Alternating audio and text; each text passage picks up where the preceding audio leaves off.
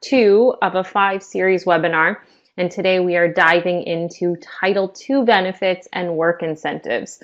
So if you joined us last week, we just talked a tiny bit about Title II and supplemental security income. So we just touched on Social Security Administration benefits for folks with disabilities in the smallest aspect. So you walked away knowing, okay, I know what Title II benefits are, and I know what supplemental security income or SSI benefits are. And today we are only opening the door to Title II. And we're going to keep the door closed to SSI because we'll get there in webinars 3 and 4 in the following week. So today is just about our good friend Title II benefits. So let's go ahead and get started. We're going to review Title II basics and then also talk a little bit about the benefits and the work incentives that go along with Title II benefits. So with each benefit, there are things called work incentives, which is Social Security Administration's way of putting little things in place that really encourage beneficiaries to work. And so oftentimes, we have no idea what those are as professionals in the field, because really there isn't anybody out there advertising what work incentives are. So my hope is that you'll walk away just knowing that, wow, there are things that Social Security Administration really does to encourage folks to work. And the more cognizant we are of that in our work, the greater it is that we can get folks that information and make sure that they're utilizing those work incentives to the best of their ability. And then, of course, after each webinar, we're going to talk a little bit about how do I apply this information. So again, in your role after the series of webinars, the intent is not that you're an expert. You would have to spend many more hours studying the information, applying the information, working with beneficiaries day in and day out, specifically on benefits to become an expert. So the intent is really to just give you some more tools and understanding benefits and how that applies to work, and then how to connect to the experts, which will be in our final webinar. So a quick review to make sure information is sticking with you from last week. So what are Title II disability benefits? If you remember, Title II disability benefits are an insurance benefit. Someone has paid into the system in order for you to receive that benefit, right? Whether you're pulling from a personal work record, a family member's work record, or a spouse's work record. But the idea is that it's an earned benefit. It's insurance. People are paying into their own benefit, right? So that's just something to remember. It's not needs-based. I've paid into it. I've paid into my insurance benefit, and now I'm claiming it. The other piece I want to remind you is that Title II is married to Medicare. Remember, the House of Social Security Administration, Title II has its own room and its own set of rules, and it is married to Medicare. Medicare always goes with Title II, 2 peas in a pod. And then remember, with Title II, folks have to wait a little bit to get that insurance, that Medicare insurance. They have to wait 24 months in order for that to kick in post-entitlement, okay? So know that Title II comes with Medicare, and there's a bit of a wait before I can access that health insurance benefit, all right? So this is just another visual for you, a nice little reminder that Social Security related benefits, remember the House of Social Security Administration, Title II lives in that one room. But also there are 3 different flavors of a Title II benefit that folks can access.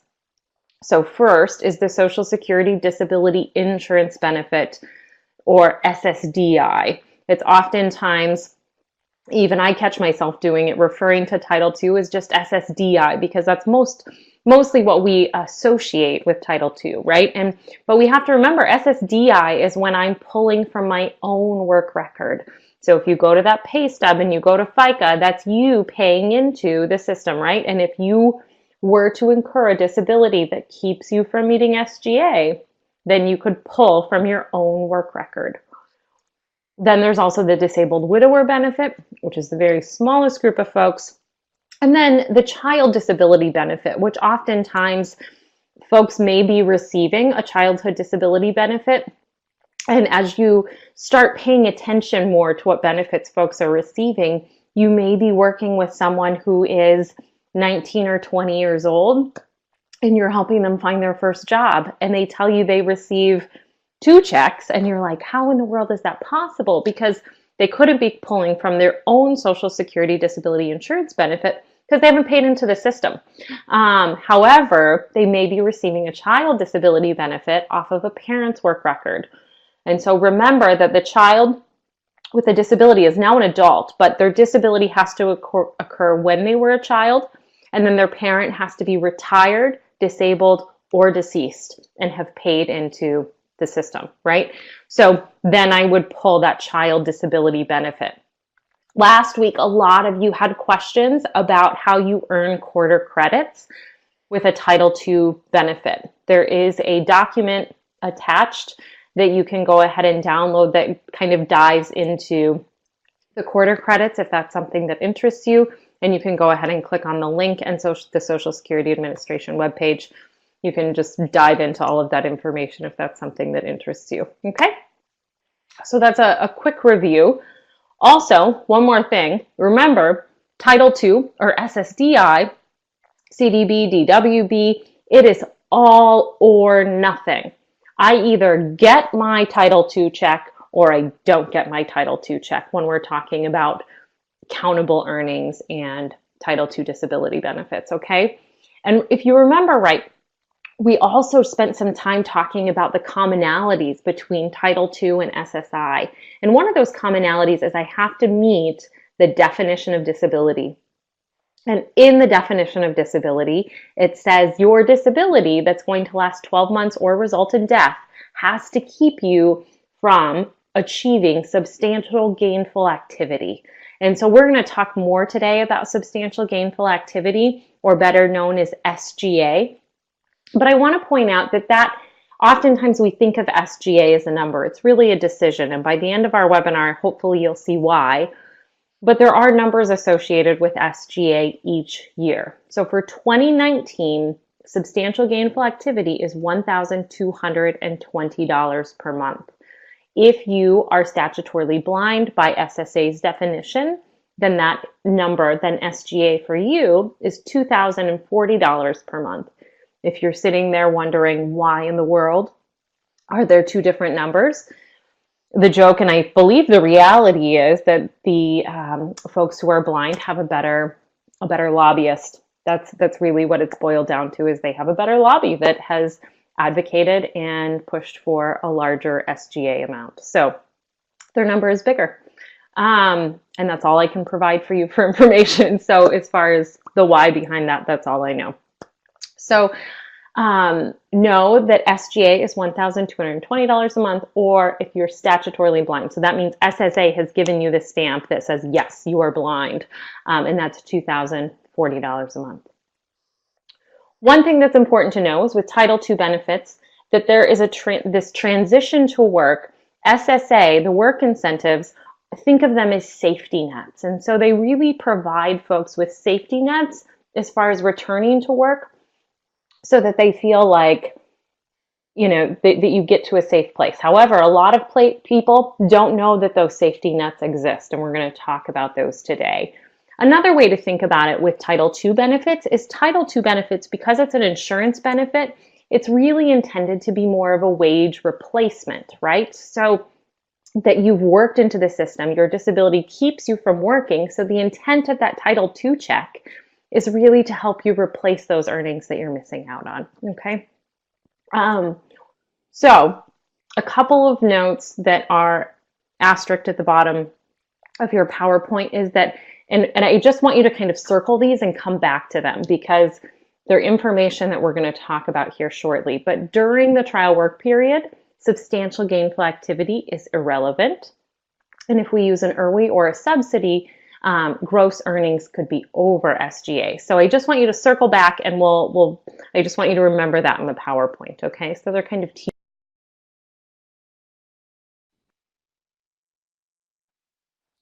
Great. So what amount is associated with substantial gainful activity in, cross that out, 2019? I'm still living in 2018 these days. So what amount is associated with SGA in 2019 if you are not blind? Answer is $1,220. So answer C. All right. So hopefully you're staying caught up, and we are going to jump right in to the work incentives. So hopefully you're all looking at a graphic that has 4 different areas. These 4 different arrows are all automatic work incentives under the Title II benefit. Again, I want to remind you to close the door to SSI. These work incentives only apply to Title II. They have nothing to do with SSI, okay? So these are only associated with Title II. They have their own set of rules and they live in their own room, okay? The first set, and I also want to remind you that remember SSDI or Title II, the check is all or nothing. So within these work incentives, folks either get a check or they don't get a check, all right? And we'll dive into each of these in just a few minutes. So the work incentives, the first one, and they're automatic, so they just happen when they get triggered. The first one is called a trial work period. And it's 9 months. Those months don't have to be consecutive. And the important piece to know is that the individual's check still remains even if they trigger a trial work period. So if you think about them in little safety nets, so you draw your first safety net, and that's the trial work period. And that's where SSA is saying, it is great that you want to return to work. We want to support that. So you're going to get your check on top of whatever money you make. Okay, and then after you burn through that trial work period, that first safety net, the next one is called the extended period of eligibility. So I would draw a bigger safety net, and that extended period of eligibility gets triggered as soon as somebody completes their trial work period. And the time frame associated with the extended period of eligibility, or the EPE, is 36 consecutive months. So they just keep ticking along month after month after month. And it's triggered, again, as soon as you're done with your trial work period, you trigger your extended period of eligibility. And now, if you go over SGA, you don't get a check. If you go under SGA, you keep a check, right? So that's where that check starts becoming all or nothing. I either get it if I'm below SGA, or if I'm above SGA, don't get a check. So again, SSA is saying, okay, we gave you that first trial work period to kind of test out your ability to work. And then the extended period of eligibility is, okay, you've been keeping things consistent and you've been making a certain amount of money consistently, so that if you're over SGA, we're going to pause your check. If you are below, we're going to send you your check to make sure that you can pay your bills and live, right? The next safety net, and this one's a little bit smaller and kind of follows folks along. It's called the grace period and cessation, and that's 3 months. So this means after I've consistently been making over substantial gainful activity, and that could be within the EPE, SSA says, okay, you've been consistently making over substantial gainful activity. We're going to stop your check and give you 3 months of kind of an advance. You get 3 months of your check, but then the benefit stops. You know you're not getting your Title II benefit anymore. And then there's expedited reinstatement. So this is a 5-year protection after your EPE that says if you fall below substantial gainful activity, say you lose your job, things go bad, you have this 5-year protection that helps you get back onto your benefit faster. Okay, so again, just know that I'm giving you a snapshot of these. We're not going to go into extensive detail, but I just want you to know that these exist, right? And then, we'll continue to get into more detail. So let's rewind a little bit and let's just talk about that trial work period. So the first safety net. So when someone becomes entitled to their Title II benefit, when they decide to return to work, this trial work period is their first safety net, and they get 9 months to work and earn as much as they want, and they keep their benefit check. The important piece to know is there's a trial work amount that's associated each year. So again, if you're watching this webinar in 2020, it's really important that you go to the Social Security Administration website and check out what the updated 2020 number is, or 2021, or et cetera, right? So for 2019, it's $880 a month.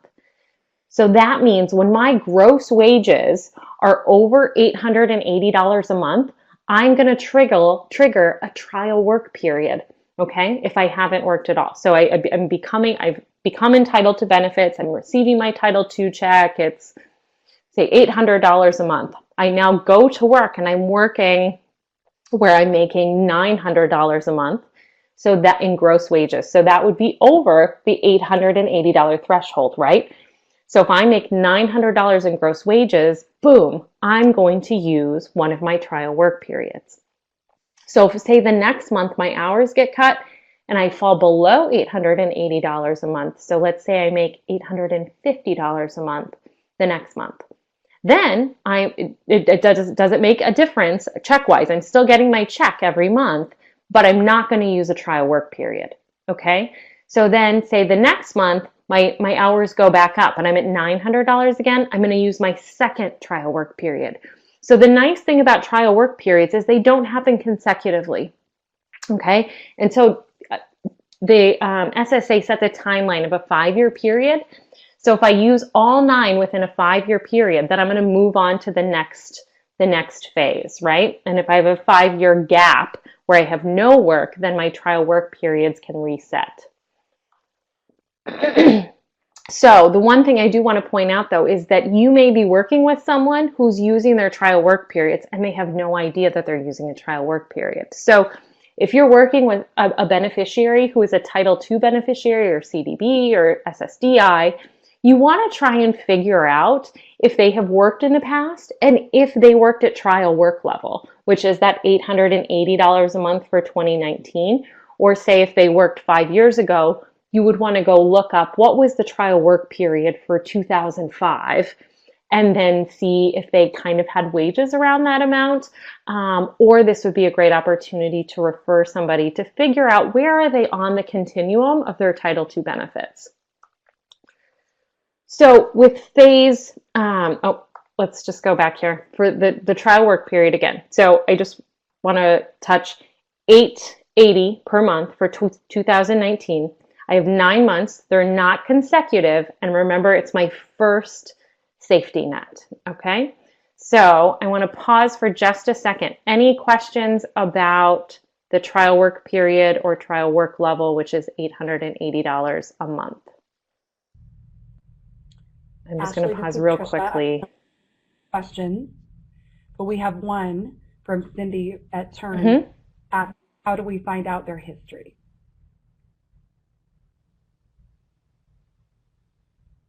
Oh, sorry, you cut in and out, but the question is, how do you find out their history of like where they're at on the continuum? Yes. Yes. Okay. Great question. So you could do a little bit of digging on your own. So you could ask some questions along the lines of, okay, have you worked in the past? If the answer is yes, you want to figure out, okay, one, how, oh, I've always been receiving a Title II check for as long as I can remember. Okay, great. That's helpful, right? And then if they say yes, but I've always worked part-time. I've never worked above part-time. So I worked, a couple hours here, a couple hours there. And so if you get the idea that they haven't worked really much at all or anything that would trigger a trial work amount, then you can make the assumption. But I pause on the assumption piece, right? So, I mean, that's vague. If you really want to figure out exactly where they're at, you want to make a referral to UWIPS, which is your Utah Work Incentive Planning and Assistance Project. And so they're going to come and join our webinar. I believe it's our last webinar, and really talk about the referral process and how you get connected with them. Or the other piece is they could contact Social Security Administration, so their claims rep, and you could be on the phone with them. They have to lead the conversation, but you could also call and ask based on what they've reported. Because again, this information gets triggered, these safety nets get triggered based on what folks have reported. So that means they have to have reported their earnings so that those wages can be confirmed. So to sum it all up, you could ask some questions to try and figure out whether or not they have even triggered any of these amounts, because the other piece is if they only worked, say, $200 a month for the last 5 years. They haven't triggered any of these work incentives. The other piece is you could help them contact their SSA claims rep and ask where they're at on the continuum. Or the other piece is, which I think is probably the best option, is make the referral to UWIPS, which is, again, your local experts at the Utah Work Incentive Planning and Assistance Project. And again, they will be presenting on our last webinar together so that you have that information. And if you are joining us from a state that is not in Utah, I would recommend that you just Google your state name and WIPA, W-I-P-A, or the Work Incentive Planning and Assistance Project, and then hopefully it will populate in Google what your state WIPA project is. And if you have trouble finding that, please feel free to email me, and I'll help you figure that out. So, all right, I'm going to keep moving, and there'll be time for questions as we continue to move on.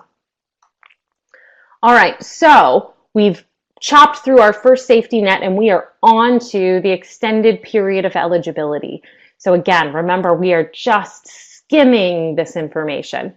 So I've used all of my trial work periods because I've been making big bucks. I'm making $1,000 a month. So I have triggered each one of those trial work periods at $880, right? So I immediately, the month after my 9th trial work period, I immediately start my extended period of eligibility. Okay, and so this lasts 36 months or 3 years, and it just ticks right along. So I've used up my 9th trial work period, and now I'm into my extended period of eligibility. And now what SSA is saying is they're saying, well, gee, Ashley, you've been working at a pretty consistent pace because you used your 9th trial work period, right? So you're making above $880 a month. So you're definitely showing that you can make some wages, that you can bring in some money, right? And so now we're going to start you into your extended period of eligibility, which says now the amount that we're going to look at, or the number, we're going to start looking at substantial gainful activity, right? So with substantial gainful activity, right? So we know that that's $1,220 a month for 2019. In the extended period of eligibility, when my gross wages are above $1,220 a month, I don't get my check. When it's below, I am going to get my check, okay?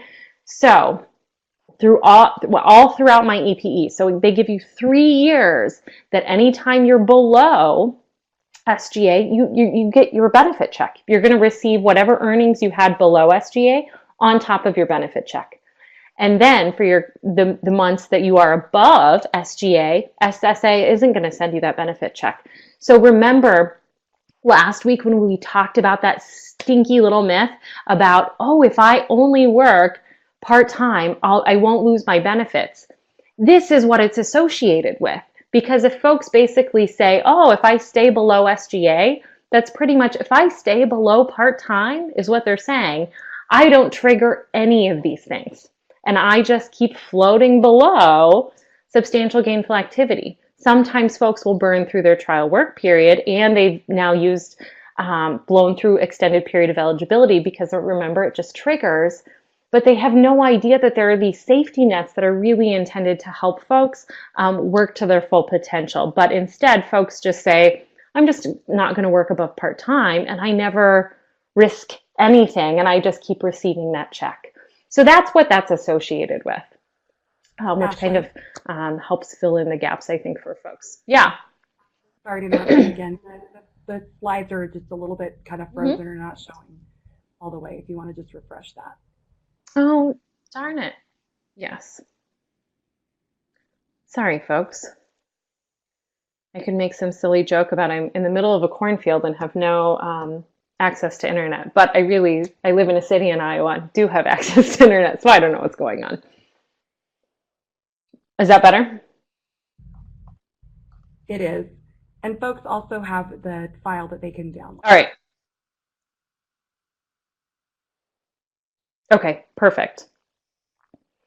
All right, so with extended period of eligibility, I know we are just flying over things. So quick questions about extended period of eligibility before we move on to the next safety net.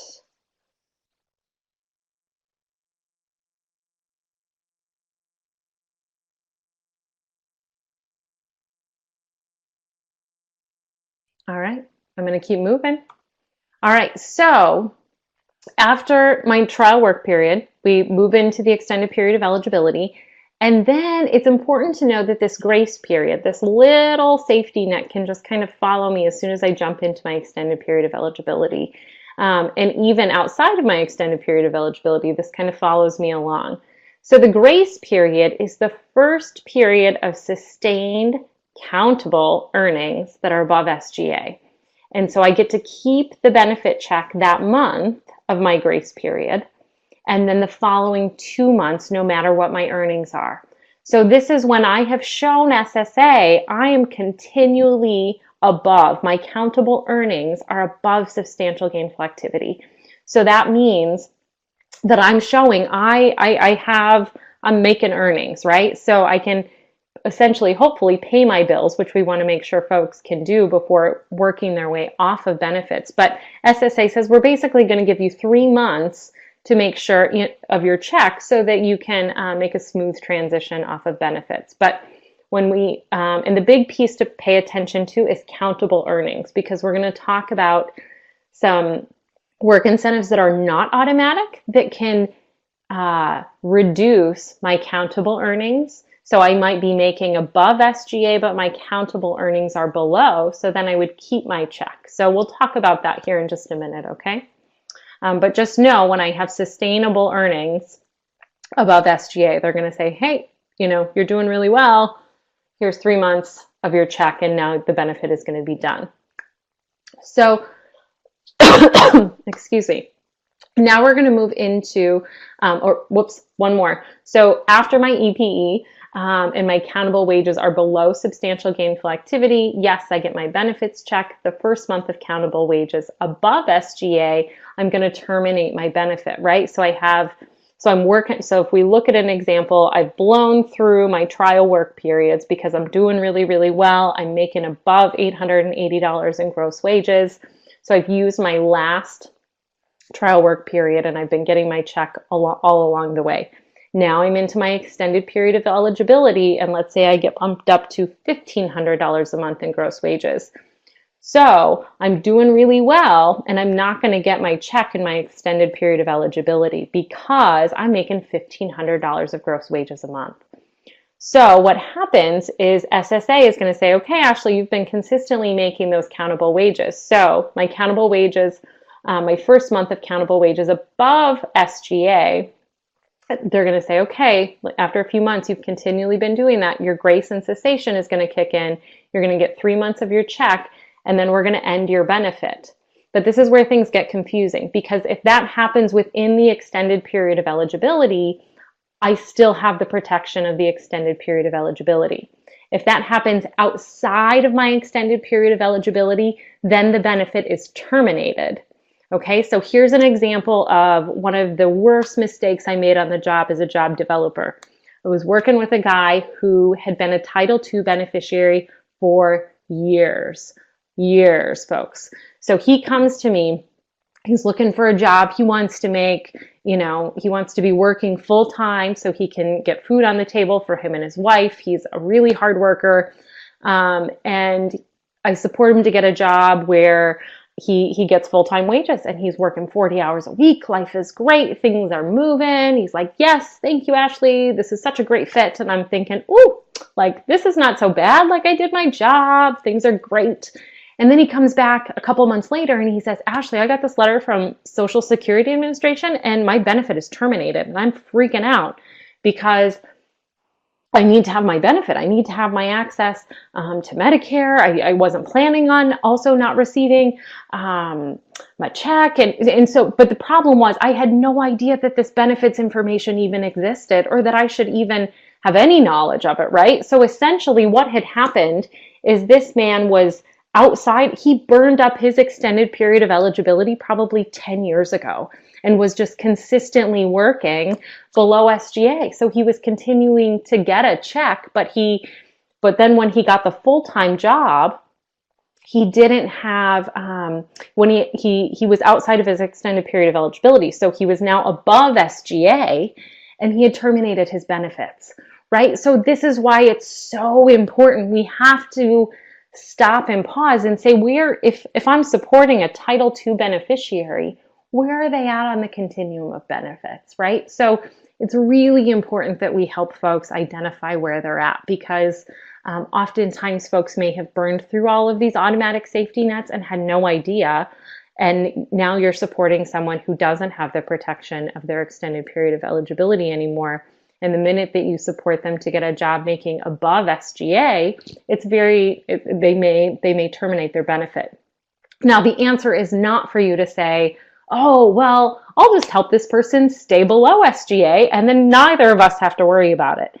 If someone has the desire to work more than SGA, we need to support folks to do that. And there are also work incentives that can apply, and we're going to talk about those and how you can help folks get access to those work incentives and figure out their countable wages. All right, so hopefully you're still with me. We're getting a little bit more into the weeds, but we're going to keep plugging along, and there'll be time for questions, I promise, in about 15 minutes. So let's keep plugging along. So what amount, just a quick check, what amount is associated with the trial work period in 2019? Answer is D, $880. So remember, with trial work period, it's our first safety net, and the 2019 amount is $880. Also, the cool thing I forgot to mention about trial work period is that SSA does not care how much money you make during the trial work period. I always use the example as, say you are a professional gambler and you hit the jackpot big and you bring in $50,000 in January of 2019. SSA is still going to give you $880 even though you brought in $50,000 in gambling money. They don't care because it's an earned benefit, right? So remember, that's the other thing, is that it's an earned benefit, right? So they may be an issue with other services that they receive, but it's not with SSA. All right, so here we go. Explanation around Title II and substantial gainful activity and why it's a decision and not just a number, okay? So we like to say that substantial gainful activity, and remember, it's all weighs on that decision of whether or not I meet the definition of disability, and that's either that my disability has to keep me from making substantial gainful activity, right? So SGA is a big deal in this topic, right? So substantial gainful activity is really looking for the value of a person's earnings. So they're saying if we're looking at, here, I'll wait. Okay, so, and it also starts with looking at their gross wages. So that's the other commonality between both benefits, is SSA is always looking at somebody's gross wages that they earned per month. So when we're measuring that against trial work level or SGA, you want to be looking at the person's gross wages earned per month, okay? And then if the gross wages exceed substantial gainful activity, then SSA is going to help try and explore those possible work incentives. And that oftentimes comes through paperwork that they're going to send out to folks. They're going to try and prod and say, okay, answer these questions. And what they're trying to do is really see if there are applicable work incentives, right? But oftentimes when we're helping folks fill that out, we don't know that that's what they're looking for. So let's keep moving. So this is where we're really going to kind of flesh out why SGA is really more of a decision than an amount.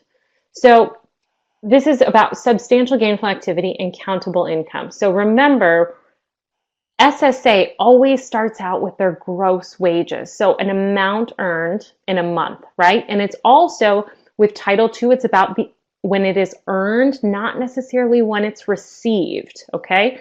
So just kind of note that. So I'm looking at my gross wages, and then I'm going to reduce that by any sick, vacation, or holiday pay that I've received, right? Because even though I'm being paid for that day, it's not being paid based on my work, right? Because I have a sick day or a vacation day, right? So I get to reduce any sick, vacation, or holiday pay out of that gross wage. And then they're going to look at the two work incentives, impairment-related work expense or subsidy, which we're going to talk about here in just a second. And then that's my countable earnings. And they're going to say, Okay, do Ashley's countable earnings, does that amount, where does that measure in SGA, right? So my countable earnings might be below SGA, but my gross earnings might be above SGA, right? Like, blows our mind, right? So that's when things start to get a little hairy. And also, remember when I said circle this little note that work incentives are not applied during the trial work period. So that trial work period, that first safety net where you have those 9 non-consecutive months where if you're above trial work level, you just trigger a trial work period. That's it. You still get your check, right? So SSA is not worried about figuring out your countable earnings during that trial work period, right? Because you still get to work and you still get your check. Life is good. Okay. All right, so let's talk about the first work incentive that is not automatic, right? So I've got to talk to my SSA claims rep if I want to, use an IRWI, or these are not automatic, okay? So an impairment-related work expense. This is an expense that I've paid out of pocket, so I, Ashley, the beneficiary, I am paying for this expense. And I need to have, my expense needs to be related or necessary for me to work. And the expense has to be related to my disability or an impairment. It doesn't have to be the disability that I receive the benefit for, but I need to pay out of pocket for something that helps me get to work, and I need this item because of my disability, okay? And we'll look at an example here in just a second. There's no exhaustive list. So the hard part for some of us who really like a nice list of what works and what doesn't work, SSA doesn't provide that. But the beauty of it is that means a lot of things can be negotiated for folks. And so it's really a beauty that there isn't an exhaustive list. So examples could include medication. So if I am taking a medication, say for anxiety or depression, and I now have to pay out of pocket for that medication for some reason, if I'm paying for it, and I need it to work, because if I don't take it, I'm feeling very anxious at work. I'm feeling very anxious waiting for that bus. If it helps me go to work and I'm paying out of pocket for it, I can use that as an IRWI within Title II. It could be glasses if it's related to my disability. It could be job coaching if I'm paying out of pocket for job coaching. And if that job coach doesn't support me at work, I really struggle. So there can be a wide array of examples within IRWI, which is kind of a cool thing, right? So let's keep going.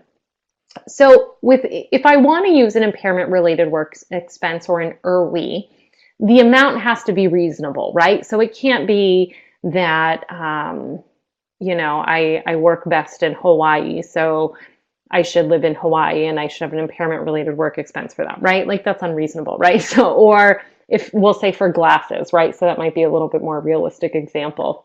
If I want Gucci glasses, but the generic version of glasses is still going to support me, then it's going to be based on the reasonable amount, not my Gucci amount, right? So just reasonable things, right? Also, SSA is going to oftentimes require documentation, right? Because then any of us could say, oh, well, yeah, I just bought my glasses and they were this amount, right? So I need to keep documentation. I need to keep receipts. And oftentimes I might have to have a doctor's note that says, yes, based on Ashley's disability, she needs these glasses for her to be able to see. And in order for me to see at work, I need to have my glasses. So it's all tied together, right? And then here's the piece. So with Title II, if I want to utilize an IRWI or a subsidy, I submit these during my continuing disability review process, where again, SSA is checking in to say, hey, Ashley, do you still meet the definition of disability? Do you still meet that piece where your disability is keeping you from meeting SGA? And so I may say, well, yeah, but here are my work records and, I've been making above SGA. However, if I look at the expenses I've been paying out of pocket, that might get me below SGA essentially. So then I would continue to receive my check and my benefit and my wages that are technically above SGA. So hopefully I'm not losing you here, folks, but I promise we'll get to questions soon. So let's look at an example. Allie used up her trial work period 2 years ago. Why is that important? Because remember, the work incentives don't apply during trial work period. So it's important that I've used that up. I got a job making $1,200 per month, right? So, and actually I should change that amount because now she's below SGA. So let's say she's making $1,300 a month. So Allie got a job making $1,300 a month. She pays $100 a month in prescription and diabetes supplies and $150 in mileage for her modified vehicle. So she's paying out of pocket for her meds and mileage for her modified vehicle. So if she has $1,300 in wages, right, because we want her to be over SGA, but if she subtracts that by $250 of IRWIs, she is now below substantial gainful activity. Does that make sense? So now she would still get her check because she's below SGA. She'd still meet the definition. But because she's paying out of pocket for those expenses that she needs in order to work, she can reduce the amount of her countable earnings. All right, we're going to move on to subsidy. And this one's really wild. So stick with me, folks. All right, so the second work incentive I want to talk to you about is subsidy. So this is when a person produces less than their coworkers without disabilities. Note, the person still has contribution, the person is still getting paid. However, they may receive a little bit more support from other employees or from their boss. They may get extra supervision. Maybe it's a customized position. But in SSA's eyes, the person is producing less or a different amount than someone without a disability. And so they're going to look at a subsidy. Okay. And I think we have an example here in just a second. So also a special condition, a job coach. So someone who's providing support, right? How many of us are job coaches or providing that support? That could be considered a special condition or a subsidy for somebody, right? And so that can help decrease their countable earnings. And so what SSA would look at is the value of that extra support or the reduced productivity deducted from their gross wages. So let's look at an example. Bill used up his trial work period 4 years ago. He got a job at the bank making, we're going to say $1,300 a month, right? So he's above SGA. He sees 7 customers in the time that his coworkers see 10. But I want to point out that Bill's line is always the longest line. Bill gets paid the same amount as his coworkers. Everybody loves Bill. His customer service is through the window. All right, so, or through the roof, through the window, through the roof, whatever. But it is phenomenal, right? So, but because Bill sees 7 people instead of where his coworkers are processing through 10 customers, so SSA would take 7 divided by 10, which is a 70% production rate. So technically, he would be producing less than his coworkers who see 10 folks. So the employer, again, pays Bill the same amount. He is not less than in any percent or way. So SSA says you have a 30% subsidy, Bill, because you see 70% of the folks that other folks would see 10, right? So if his wages are $1,300, then we're going to look at reducing that by the subsidy, which would be 30%, which would be the 360. So again, if we look at the example, I don't have my calculator in front of me, but if we use 1,200 minus 360 equals 840, his countable wages are now below substantial gainful activity, right? So the nice piece is that if someone is receiving extra support on the job, so for many of you on this webinar, if you're supporting folks in customized positions, providing job coaching, folks have an automatic subsidy. For the guy that I was supporting back in the day where I royally messed up, he absolutely would have had a subsidy, right? And so that's where I would have needed to connect him with his local WIPA project so that he could really utilize that work incentive of a subsidy and get below substantial gainful activity, right? So again, this is really for folks that are kind of floating along. They're close to that SGA mark, right? And then the work incentives can make all the difference. With a subsidy, employers generally have to sign a statement that says, yes, I'm providing a reduced productivity amount, or Joe, yes, receives extra support from his job coach from Job Coaches R Us. That's different from other employees who don't have that support. So oftentimes as employment professionals, we may have to support the employer in kind of walking through that, because most businesses are going to say, no, no, no, no, we love Joe. He's not less than, and he's great. And, I love Bill. However, it really makes a difference for Bill if he can utilize this subsidy. And if you could agree that, yes, he receives a little bit of extra support, you certainly don't mind that. But if you wouldn't mind signing that, yes, he receives extra support, then SSA could use this as a subsidy, which again makes a world of a difference for Bill. If it's utilizing it for the job coaching agency and showing that there's a subsidy because Joe receives that support on the job coaching agency often just has to provide records of on-the-job coaching, right? So again, SSA is just looking for proof, evidence, which they should, right? And then also the big thing about Title II, excuse me, is we only submit this during the continuing disability review process. So when folks are getting that yearly review, okay? All right, so we covered a lot of information, folks. So my hope is that, again, we remember what Title II benefits are and which insurance goes with Title II benefits, right? So that means it's an insurance benefit, right? There are the 3 different flavors. My check is all or nothing, and the insurance is Medicare, right? And I wait 24 months for that to kick in. I just want you to know that IRWIN subsidy exists. You don't have to be experts. I just want you to remember that if you're working with someone and all of a sudden you realize, oh, they might be paying out of pocket for some things, maybe we should look at connecting them with the folks at UWIPS to make sure that if this could be an IRWI, they're utilizing it as an IRWI or a subsidy.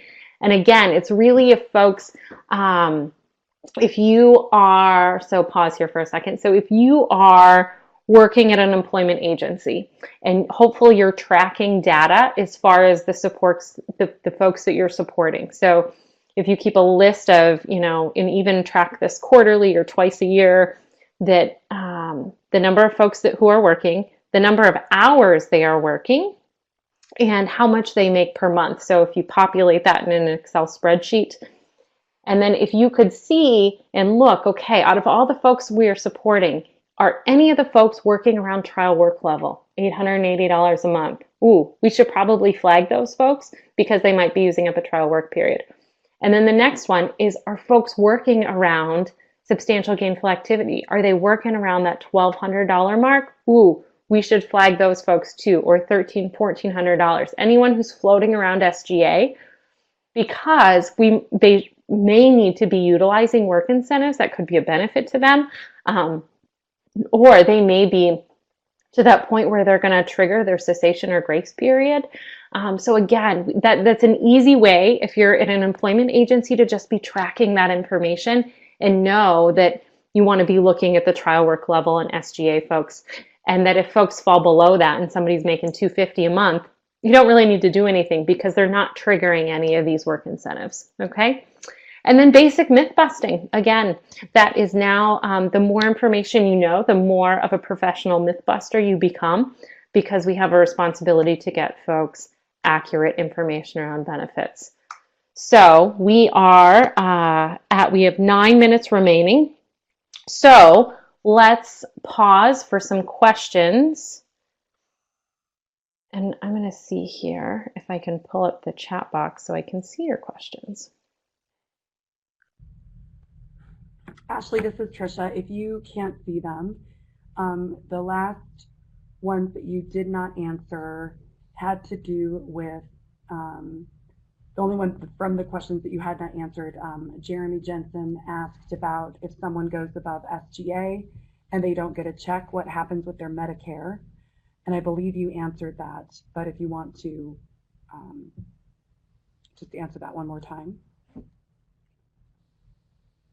Yeah, sure. So remember, if they're within their extended period of eligibility, they're still going to have access to their Medicare benefit, right? So they're still receiving their benefit. The extended period of eligibility is that 3-year long safety net, right? So if they terminate their benefit, then then the access to healthcare would potentially go away, and that's where you really want to connect folks to UWIPs, right? Because you also want to check with your state level benefits as well. And then there's the expedited reinstatement. So for any reason that they fall, say they're outside of their EPE, they've ended their benefit because they were making above SGA, and it's within that 5-year safety net, and they jump back on, then they're able to access that check and Medicare as well. So, and if you need any more detailed information than that, I'd be happy to provide that on like the follow-up for next week. Okay. Great question. The next series of questions had to do with the impairment-related work expenses. Sarah asked about transportation to and from work for a person that has a traumatic brain injury. So I'm assuming that is paying somebody to take that person to and from work. If you want to maybe just expand on Sure. someone else. Yeah. Okay. Yeah. So let's say the job candidate's name is Joe, because I do better when a person has a name. So let's say Joe is paying out of pocket for transportation to get to and from work. So he's paying $50 per ride. That could potentially be an impairment related work expense for him. Absolutely. So again, the nice thing is there's no specific laundry list. So I would contact the SSA claims rep, say, Joe is paying out of pocket for transportation to and from work. There's no other, you're going to have to show why he can't use any other transportation, right? So maybe he experiences too much anxiety for public transportation, or it's not available when he needs to go to work, or for whatever reasons, right? There's always plenty of reasons around transportation. You're just going to have to articulate those to the claims rep. And then again, he just wants to keep those receipts, and he needs to be floating around SGA. Remember to make use of the IRWI to show that his countable earnings would be below SGA. So yes, potentially. Okay, now I can see Jerry's question. Does it also include paratransit, UTA, bus fees paid out of pocket? Again, yes. But just remember, with Title II benefits, it's really just helping them identify their countable earnings. So again, there's no black and white list, but you've got to just show, why it's a benefit for them why they have to pay out of pocket for that public transportation. So, and why their disability. That's the other piece. It has to be tied to their disability as well. So, excellent. I don't know if you saw Sarah's question, but she said, is it the same for SSI as well in regard to an impairment-related work expense? Oh, Sarah, you are just helping advertise for our next webinar. No, it is different. Well, it depends. So I don't know specifically what your question, just know that IRWIs do apply to SSI, but it looks a little bit different. The rules are very similar. And transportation also may be covered, but it looks a little bit different, and how it benefits the individual also is going to look different. So anyway, the goal is stay tuned for next week, and we will dive into SSI and IRWIs actually over the next 2 webinars. So join us. Nicole, are all providers automatically trained in the area of IRWIs?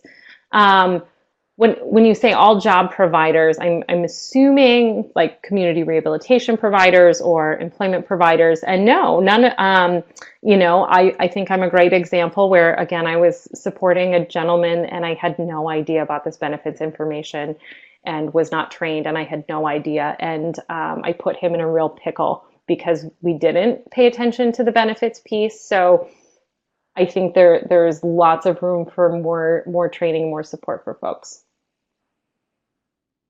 Oh, Jackie, DSPs do not count toward subsidies, or do they? So direct support professional, meaning employment professional or residential. If it's so, I would go back. So as you're looking through your list and saying, does this count? Does this not count? We want to go back to that slide that says one. Let me pull it up. One, the questions you want to ask yourself: is the person paying out of pocket for this service? So are they paying for, or sorry, subsidy, not are we, my bad. It's a Monday, right? Okay, so DSPs, they could potentially, if the person needs them to work and they are specific for the person. So yeah, or oh, day program. I not if no because they wouldn't be if they're not working, if it's not a paid job at the day program and they're attending, then no, that would not count. It has to be for paid employment.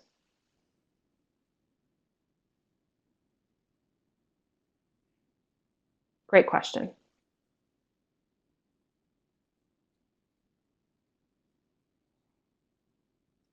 I don't see anybody else in the chat box. So if you want to just talk about next week. Oh, there is one more question. Yes. All right. So next week, I'm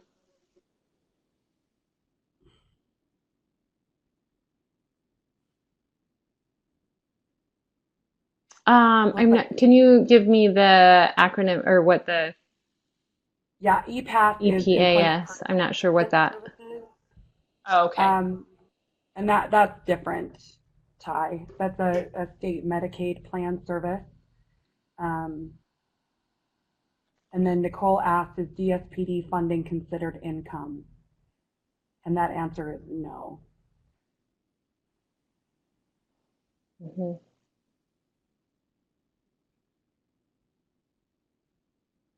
All right.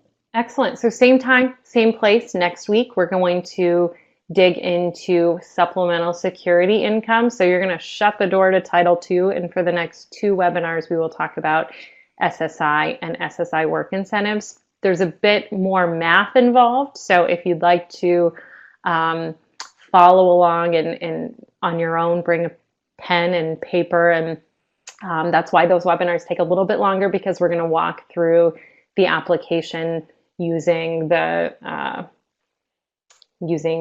calculation to help us figure out the amount. So just know that that one will take a little bit longer, and I look forward to seeing you all next week. So any questions, also please feel free to email me. My email is A as in Apple, Lance, L-A-N as in Nancy, T as in Tom, Z as in Zebra @griffinhamas.com. So I will also put that in the chat box if you want to reach out.